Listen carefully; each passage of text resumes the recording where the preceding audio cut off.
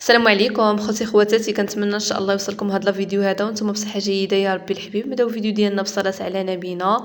اللهم صل وسلم وبارك على سيدنا محمد وعلى اله واصحابه اجمعين. خوتي خواتاتي، جيت نشارك معكم اليوم هذا الرايب المنزلي ناجح 100%. هذا رايب ديال المحلابات، كما كتشوفوا راه ناجح من اول تجربه.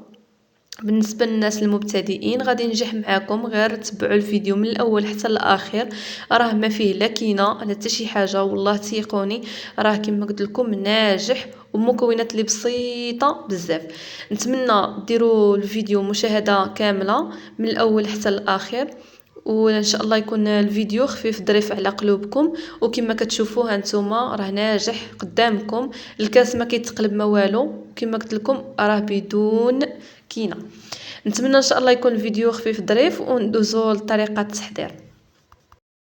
هنا كما كتشوفوا معايا عندي يطرو ديال الحليب. هنا في كاسرونه عندي نص يطرو ديال الحليب، وفي هاد الطنيجره عندي نص يطرو ديال الحليب كما كتشوفوا معايا. عندي هنايا سنيده، عندي ساشيه ديال الفاني، وعندي دانون ديال الفاني.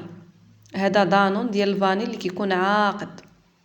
هنايا في هاد الكاسرونه راه عندي الحليب اللي غليته فوق البوطه حتى قرب يفيض وطفيت عليه البوطه. من بعد ما برد عاد كندير فيه ساشيه ديال الفاني، ماشي برد هو غير دافي.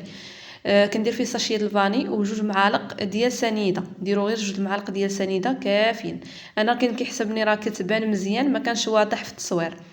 درتهم في الكاسرونه، درت جوج معالق ديال سنيده، ساشيه ديال الفاني، درت دانون ديال الفاني.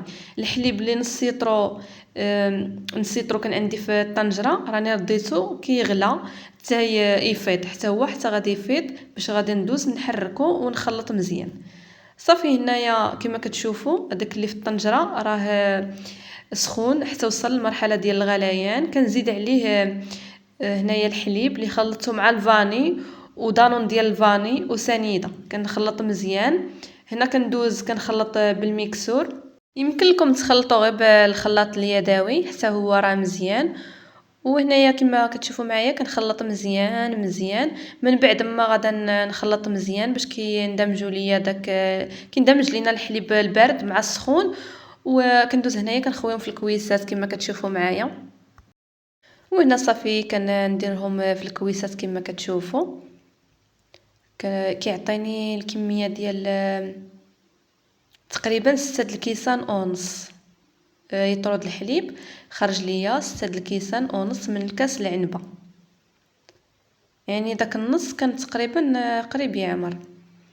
هنا في الكوكوط كندير الماء اللي كيكون ماشي سخون وماشي بارد، كيكون دافي.